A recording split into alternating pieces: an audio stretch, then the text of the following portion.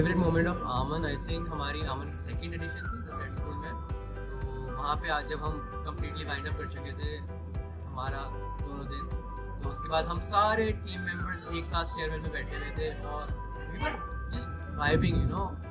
आमन complete हो चुका था, we only had good memories, काफ़ी सक्सेसफुल इवेंट किया था, सब लोग हंसी मजाक कर रहे थे और ओवरऑल सबसे चेरिश मोमेंट होगा मेरा आमन का। Favourite moment would be second edition से, और सेकेंड डे था, हम सब लोग बैठे हुए थे, इत्तेफाक से हम सबको टाइम मिल गया था एक ही टाइम पे, हम लोग बैठे हुए थे एंड आउट ऑफ नोवेयर हम सब गाना स्टार्ट हो गए थे, लाइक इन सिंक हम सब ने गाने स्टार्ट किए और वो इतना अच्छा मोमेंट हो गया था, like everybody sitting singing songs, एक पूरी वाइब मैच कर रही थी सबकी, तो बहुत अच्छा था, it was a really wholesome moment. I think my favourite moment in all 3 edition of Aaman, बहुत सारे हैं, अभी एक मुझे बहुत स्पेसिफिकली याद आया है, वो ये था कि जब थर्ड एडिशन की हम क्लोजिंग कर रहे थे और वो क्लोजिंग बहुत मुश्किल से पुल ऑफ हुई थी because we had to bring a day early और बहुत सारी चीज़ें थी। तो उसमें व्हेन ज़ुहैब आज़म वो KCC का चेयर वो जब आए तो उन्होंने वो तकरीबन 3-4 मिनट लगा के उन्होंने मेरी टीम की बहुत तारीफ़ की and that sort of refreshed me. उसने मुझे वो हिम्मत दी कि हाँ यार मैं अभी भी खड़ा रह सकता हूँ और मैं आगे चल सकता हूँ। आई think that personally was my favourite moment. Again second edition was the best क्योंकि हमारे पास बहुत ओपन स्पेस थी, कंजेस्टेड नहीं था, टीम मेंबर्स थे कोऑर्डिनेटेड थे कि कोई मैनेजमेंट इश्यूज नहीं आ रहे थे और it was overall very nice. कोई हिकअप्स नहीं आए बीच में, कोई इतनी ज़्यादा स्ट्रगल्स नहीं थी।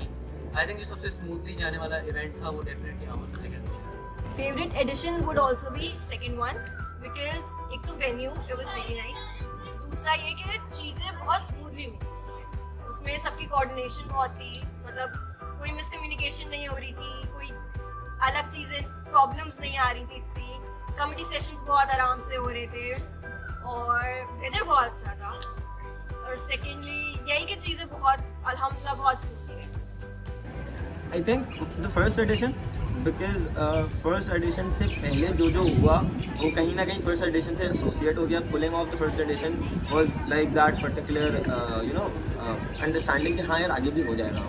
तो वो जो चीज़ थी कि हम ये एडिशन कर सकते हैं तो हम आगे भी बहुत सारे एडिशन कर सकते हैं, इसको आगे ले जा सकते हैं। तो मेरे लिए पर्सनली फर्स्ट एडिशन बहुत इंपॉर्टेंट था, एक माइलस्टोन था और मुझे पता था कि यहाँ से इंशाल्लाह ताला सफ़र आगे का ही होगा।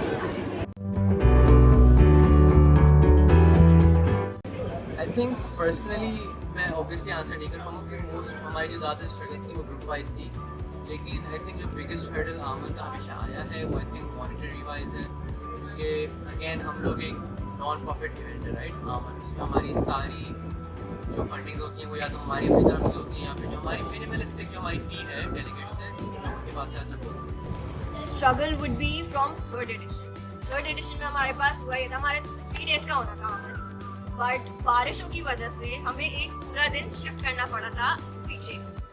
तो हमारे पास 2 दिन थे और उसमें हमें सेकेंड डे पे ही हमें सारे कमेटी सेशंस वाइंड अप कराने थे और हमें सब कुछ क्लोजिंग सेरेमनी सारी चीज़ें उसी करनी थी और बारिश भी हो रही थी, तो एक वो बहुत बड़ा फैक्टर था। बहुत स्ट्रगल उसमें सबकी तरफ से बहुत था कि everybody put their best in, लेकिन फिर भी अल्हम्दुलिल्लाह वो बहुत अच्छे से हो गया फाइनली।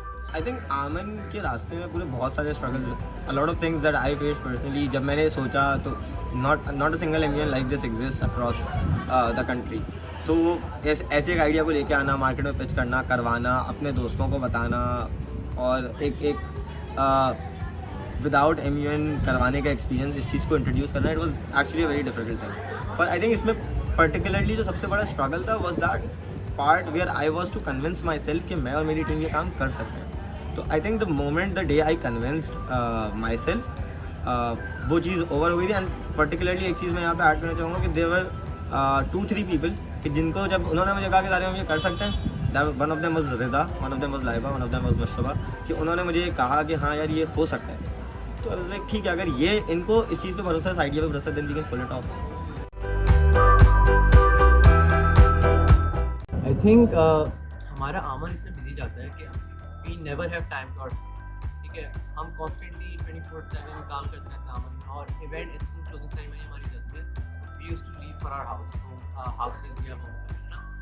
तो आई थिंक आमन के बाद एक घंटा 2 घंटा just for the team members, just relive relive what happened would be great. I would really want to go into committee sessions. मैं अभी तक अभी 4th हमारा इंशाल्लाह होगा, बट अभी तक ऐसा कोई भी नहीं हुआ है जिसमें मैं जाऊँ कमिटी सेशन में जाके मैं बैठूँ और मैं ऑब्जर्व करूँ. अभी तक मुझे इतना टाइम मिल ही नहीं पाया, तो इस बार मेरा है कि मैं जाऊँ और सारी चीज़ें हर कोशिश करूँ हर committee session. I think in the next edition, I think I've done a lot of things in Aman, except for taking good photos जिसमें सिर्फ मैं हूँ. ठीक है, I happen to take photos और and all Aman में, क्योंकि वो होता है कि कोई भी आता है उसके साथ पिक्चर लेनी होती है और बट एक अकेले मेरी पिक्चर या होती हैं, बट मैं चाहता हूँ कि मैं अपनी मर्ज़ी से पिक्चर्स खुद खिंचवाऊँ और वो फोटोग्राफर के ज़ोर पे पिक्चर ना हो कि सारी में तुम्हारी कोई पिक्चर नहीं हुई, ये ना हो. और आई रियली होप कि 4th एडिशन में I can achieve that. I think यार मैं आमन का प्रेसिडेंट रह चुका हूँ, मैं आमन में डायरेक्टर भी बन चुका हूँ, मैं एडवाइज़र भी बन चुका हूँ आमन का. तो आई थिंक अब अगर मुझे आमन में आना है तो I hope at some point ये पॉसिबल हो. लेकिन आई थिंक चीफ गेस्ट, क्योंकि चीफ गेस्ट के पास कंप्लीट फ्रीडम होता है. वो आता है जब आए, कोई मसला नहीं है, उसको फ्री में खाने पीने को मिलता है, वो जब भी कमेटी में जाके बैठ सकता है. तो I think that is something I will really want. Position I guess I would go with advisor. क्योंकि एक होता है ना आपके ऊपर बहुत बर्डन नहीं आता चीज़ों का, लेकिन एक पावर भी होती है आपके पास कि हाँ यार आप एडवाइसेस दे रहे हो, people are looking out for you and looking to you. तो एक वो वाली चीज़ होती है. तो I would go for advice. I think like Mushtaba said, एक तो चीफ गेस्ट में ज़रूर बनना चाहूँगा इसका, लेकिन I think a particular position that I want to be a part of as the team would be a part as a director registration, because मुझे registration का डिपार्टमेंट पर्सनली बहुत पसंद है. और जिस तरह जो हमारा डायरेक्टर रहा है वहाँ पे, ये set the bar too high, तो उस बार को ऊपर ले जाना, I think that something of a thing जो मुझे पसंद है. ज़्यादा एम्बिशियस हूँ मैं, तो मुझे ये चीज़ें करना थोड़ा सा पसंद है.